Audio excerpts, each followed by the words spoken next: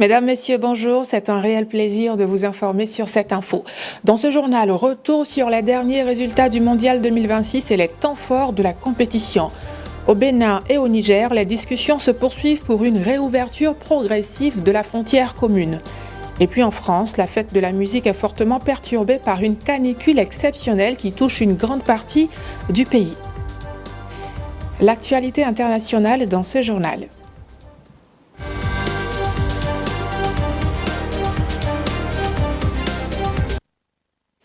Le Bénin et le Niger accélèrent la normalisation de leurs relations. Réunis ce samedi à Cotonou, les comités d'experts des deux pays ont poursuivi leurs échanges en vue de rouvrir la frontière commune et en même temps apaiser totalement les tensions. La première journée des discussions s'est terminée en fin d'après-midi au ministère béninois des Affaires étrangères. En France, la 45e édition de la fête de la musique est fortement perturbée par une canicule exceptionnelle ce dimanche 21 juin. Dans plusieurs régions, les températures atteignent entre 40 et 42 degrés. Malgré cette chaleur intense, les autorités ont décidé de maintenir l'événement dans tout le pays. Toutefois, plusieurs concerts ont été annulés pour des raisons de sécurité. Dans les départements placés en vigilance rouge, la consommation d'alcool sur la voie publique est également interdite. Les autorités appellent la population à la prudence face à cette vague de chaleur historique.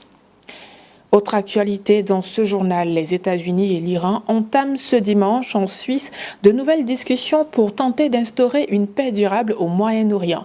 Ces négociations interviennent 4 jours après la signature d'un protocole d'accord déjà fragilisé par les tensions persistantes au Liban. Menés avec la médiation du Pakistan et du Qatar, les pourparlers porteront notamment sur le programme nucléaire iranien, la levée de certaines sanctions et les enjeux de sécurité régionale. Les discussions sont prévues pour une période de 60 jours renouvelable. Place maintenant à la chronique Écho du Mondial pour parler sport.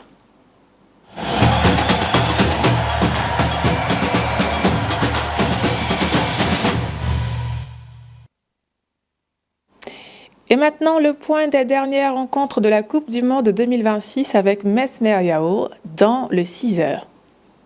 Un échec. Oui, le duel des vaincus du groupe E s'est soldé par un match cup respectivement les 3e et 4e places du groupe E. Et derrière, l'Allemagne leader avec 6 points plus 8 et la Côte d'Ivoire deuxième avec 3 points moins 1. Et les deux équipes aussi devront impérativement s'imposer lors de la 3e journée pour espérer se qualifier pour le second tour. Mesmer, malgré le renfort d'Hervé Renard qui remplace Sabri Lamouchi sur le banc de la Tunisie, cette sélection tombe quand même face au Japon. Ah oui, on vient de l'assister. Ce fut la dernière rencontre de cette matinée. Le Japon a su classer la Tunisie ce matin même sur le score de 4-0. Wow. Alors l'ouverture du score est intervenue dès la 3e minute par Daichi Kamada avant que Ayase Ueda ne double la mise à la 30e minute. Puis Junya Ito à la 69e et Ayase Ueda signe son doublé à la 84e minute. Et il faut dire qu'au retour encore des vestiaires, plusieurs actions se sont maximisées, mais aucun autre but du côté donc de la Tunisie. Avec ce résultat, la Tunisie quitte la compétition parce que cela leur fait 2 matchs, 2 défaites surtout. Donc la Tunisie dit au revoir à la Coupe du Monde 2026, tandis que le Japon valide son ticket pour le second tour.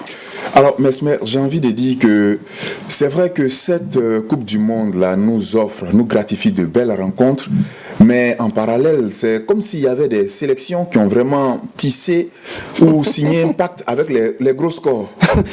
Oui, c'est ça, on se souvient très bien, la Tunisie, dès le départ, a encaissé 5 buts à 1.